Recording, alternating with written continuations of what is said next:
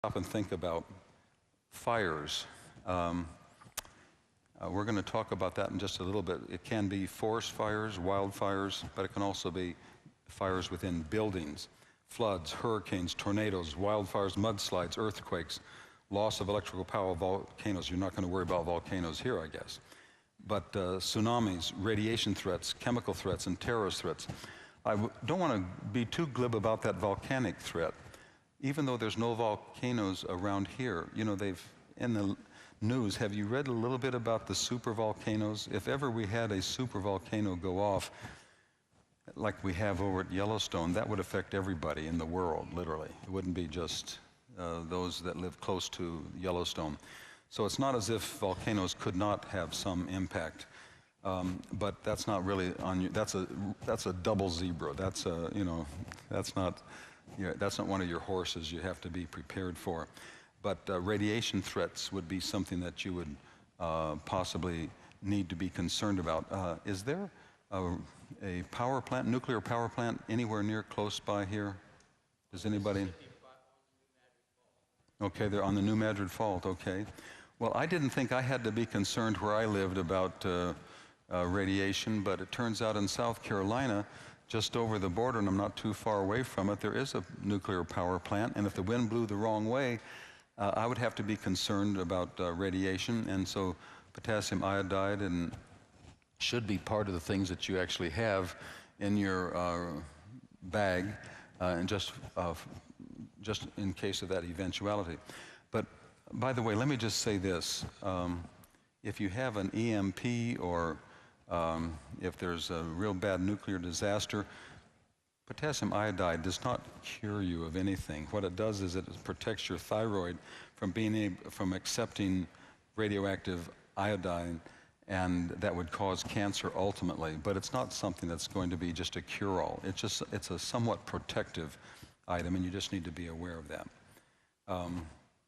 And also, in my workbook, I actually have the arrow pointing upwards. So evacuation route, you need to know which destination you're going. You know, some of us are going to go up in terms of evacuation. But let me just say this. You should have a physical map in your vehicle and at home, because you never know if you're going to be able to rely on GPS or not. In fact, some of these rural areas out here in Missouri, I'm sure it's like North Carolina, there are some areas I go that GPS doesn't work at all. And in major disasters, it really may not work. And so you need to have some means of being able to have a physical map that will show you what roads exist. And many times, the roads that most people go on are not the best roads to take because they're clogged, they're blocked, there's been accidents, and you're going to have to take some alternative routes. So you need to be thinking about that. And as I said, keep your gas tank half full at all times. Consider a half tank empty as being empty, because you never know when you're going to have to bug out. In terms of bare bones essentials, I have a list in there. If you haven't at least put a bare bones essential kit together in your car, or if you have more than one vehicle in your cars, you need to do that, not just rely on what you actually keep at home.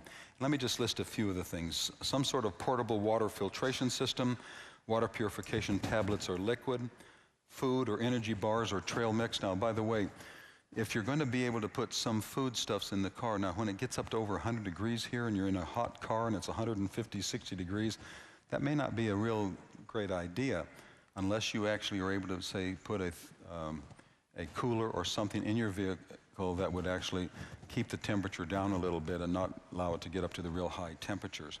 I actually have just recently purchased some terrible food, which is small, compact, full of everything that I normally wouldn't recommend eating, but it lasts for 5 years and it'll give me 3 days worth of energy. And so I've actually purchased some of that, because some of the stuff that I would prefer to eat doesn't necessarily have that length of shelf life and may not be compact enough. So there are compact ways of getting some food and trail mix into a smaller compact source. A whistle. You know, you never know when you're going to be able to have to call for help. A first aid kit, a small one that needs to be in every vehicle, also a larger one obviously at home, but in your grab-and-go bags as well. Now, one of the things that I mentioned as well here, this is something that I believe particularly pertains to you here at Morningside. I think you need to have a smoke hood. What is a smoke hood? I can see your faces right now. What is a smoke hood? I actually have one in my bag in the back. They're available.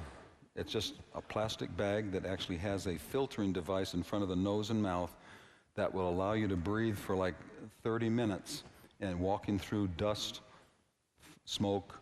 And by the way, during a fire, people are not usually killed due to flames. They're killed because of the smoke inhalation.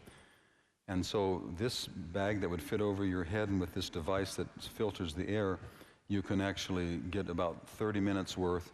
And I noticed it, like if you're on the 3rd floor, and if the only place that you could get out was in the hallway, and if the hallway was filled with smoke, how are you going to be able to get down to the stairway and get outside if it's just dense smoke? Now, that's why I would say you need to have a hood. And one of the things that you can also do is you can actually wear swimming goggles. That actually will protect your eyes. And then if you didn't have a hood, then take a cloth and wet it and put it up to your mouth. And with your goggles, you could probably make it through the dense smoke that would be there that would protect you. But you need to have some means of thinking about having protection from smoke. And I actually carry this smoke hood around with me. It's a little packet that's about 4 inches square, just light plastic. And it costs $40 or $50, but it's one-time use. If you never have to use it, I'm not disappointed. But at the same time, I carry it with me. You may not be aware of the fact that hook and ladder fire engines don't go above the 3rd floor. And so if you happen to be in really tall buildings or whatever, you really need to be able to have an ability to be able to get down a stairwell or whatever. And if it's full of smoke, you're not going to be able to get through that very readily. And of course, if you do run into a situation where you don't have any kind of mask, what do? You drop to the floor and you crawl, because the air closest to the ground is going to be where you're going to get your safest air. Okay, you just need to be aware of that. But in terms of your bare bones essential, good walking shoes. Remember with the 9/11 situation where the women, as they were running out of the Twin Towers, they were kicking off their high heels and running barefoot? You need to have some good walking shoes as part of your bare bones kit. Having rope, extra money, a multi-tool, whether it's a Leatherman or whatever, you need to having some sort of a multi-tool, a mini pry bar, and weather-proof matches. And I also suggest that you have EMT shears, these bandage shears, the kind that will not cut into the skin or whatever, the blunt on one end. I'd recommend that you have that. That's what I call my bare bones essential kit. If you have that, that doesn't cost very much money. If you had one in each of the car or at work, then that would be very, very helpful for you. I'm not going to get into this, but you do need to ultimately have knowledge as to who you're going to contact during disasters. And by the way, I really would suggest one of the neat things that we have now with our smartphones, you can have instant messaging going among family members. We actually do almost daily communication with all of our kids and grandkids and send out messages with birthdays and other special events. And we are constantly doing that almost on a daily basis. So everybody keeps up with everybody else. When an emergency, that would be fantastic. So the issue of grab-and-go bags, or